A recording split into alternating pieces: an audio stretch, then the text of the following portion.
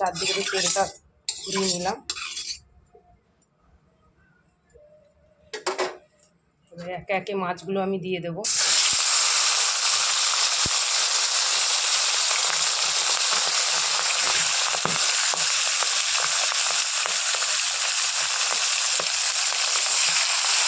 মাছ দিয়ে দিলাম।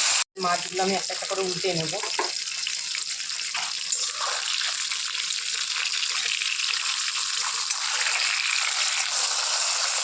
মাছ কত সুন্দর ভাজা হয়ে গেছে। আগে দিয়ে কড়াই রাখলে কী হয়, তেল দেওয়ার আগে নুনটা দিলে তেলটা ছিটকোয় না গায়ে, আর মাছটা খুব সুন্দর ভাজা হয়, কড়ার গায়ে লেগেও যায় না।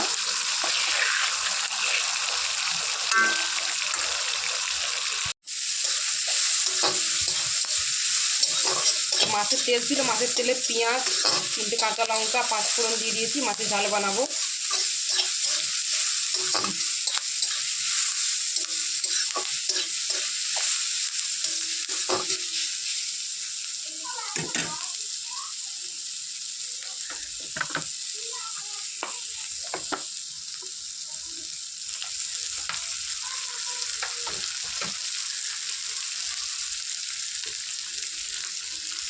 পেঁয়াজটা ভাজা হয়ে গেছে, এবার আমি টমেটোগুলো কাটা ছিল দিয়ে দিলাম।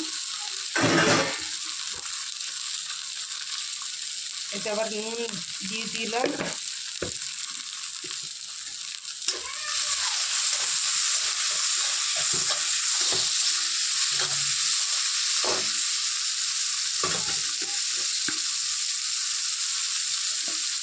এর উপর থেকে পরিমাণ মতো হলুদ,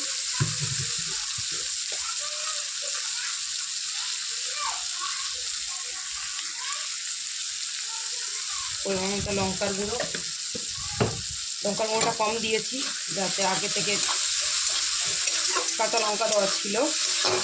যে যেরকম ঝাল খাবে সেরকম দিয়ে নিও তোমরা।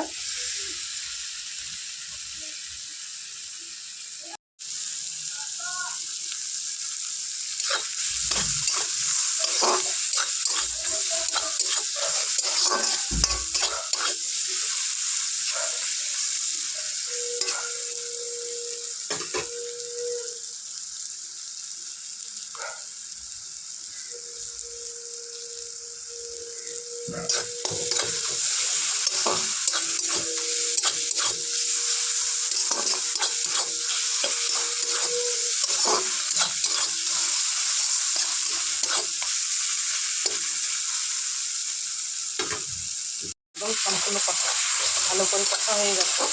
আমি এবার একটু জল দিয়ে দেবো।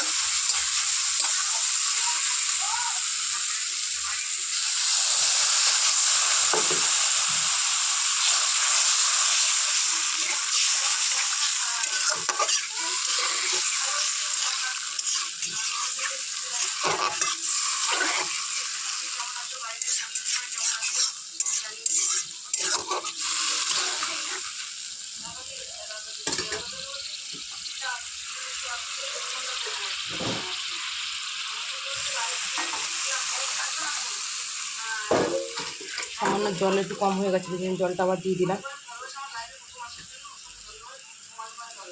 এবারে ঝোলটা ফুটে গেলে মাছটা দিয়ে দেবো। আর আমার ছেলে দেখো, ছেলেকে কড়া আনতে বলেছি, ছেলে একদম 9 নম্বরের কড়া নিয়ে চলে এসছে। আমি বললাম যে এত বড় কড়া লাগবে না, বলছে না আমার জামাইবাবু আসবে, দিদি আসবে, ছোট কড়ায় হবে না, বড় কড়া নিয়ে যায়। ওই দেখো 9 নম্বর কড়াটা কত বড়।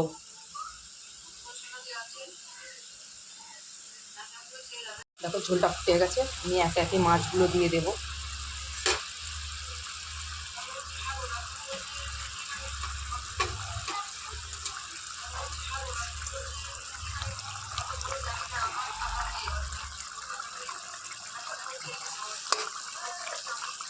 দিয়ে দিলাম, হতে থাকুক আস্তে আস্তে, পরে আসছি। তরকারিটা কমপ্লিট পুরো হয়ে গেছে। তরকারিটা কেমন লেগেছে অবশ্যই কমেন্ট করে জানিও। ভালো লাগলে লাইক কমেন্ট শেয়ার করে দিও। সবাই এত গরমে নিজের শরীরের যত্ন নেবে, জল বেশি করে খাবে। ঠিক আছে, সবাইকে টাটা। সবাই ভালো থেকো, সুস্থ থেকো। সবাইকে গোপাল সোনার তরফ দিয়ে অনেক অনেক ভালোবাসা থাকলো।